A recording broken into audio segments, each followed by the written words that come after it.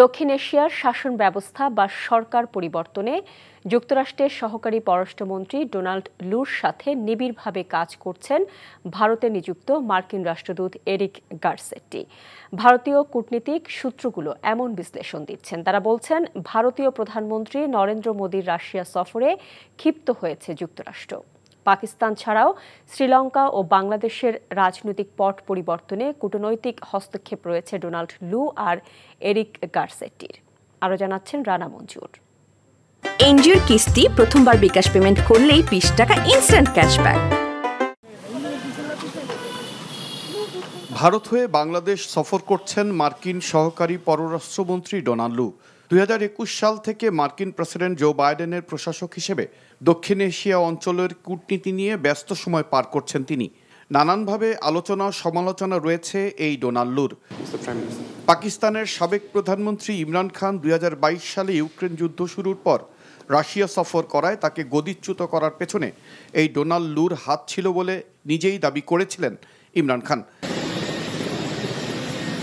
এছাড়া বাংলাদেশের ছাত্র জনতার আন্দোলনে স্বৈরাচার শেখ হাসিনা দেশ ছেড়ে পালিয়ে যাওয়ার পরও আলোচনায় ছিলেন এই ডোনাল্ড লু।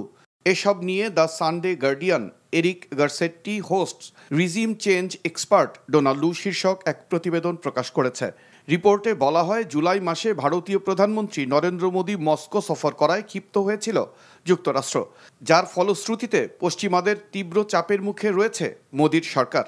রিপোর্টে ভারতে কর্মরত মার্কিন রাষ্ট্রদূত এরিক গারসেট্টিকেও চীনের গোয়েন্দা হিসেবে আখ্যা দেওয়া হয়েছে।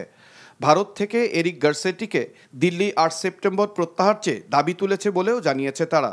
বলেছে, চীনের সাথে গারসেট্টির অবৈধ অর্থ লেনদেনের মতো গুরুতর অভিযোগও রয়েছে।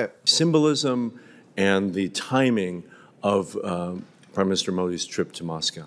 অন্যদিকে ডোনাল্ড লুকে নিয়েও ভারতের অভিযোগ বিস্তর।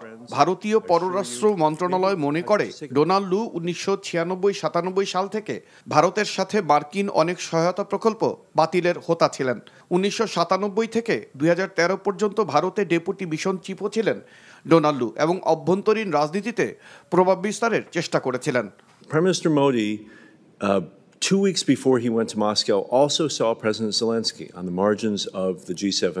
এছাড়া শ্রীলঙ্কার প্রধানমন্ত্রী রাজাপাকসের পতনেও ডোনাল্ড লুর হাত রয়েছে বলে মনে করছে দিল্লি। এদিকে স্বৈরাচার হাসিনা পরবর্তী বাংলাদেশের অন্তর্বর্তী সরকারকে সব ধরনের সহযোগিতার আশ্বাস সহ অর্থনৈতিক স্থিতিশীলতা এবং উন্নয়নে প্রয়োজনীয় সহায়তা দেয়ার মার্কিন ঘোষণায় দিল্লি নাখোশ। দিল্লির মতে, হাসিনা সরকার পরিবর্তনের পর বাংলাদেশের সাম্প্রদায়িক সম্প্রীতি আর পশ্চিমবঙ্গের বিশৃঙ্খলাকে গুরুত্ব দেননি ডোনাল্ড লু।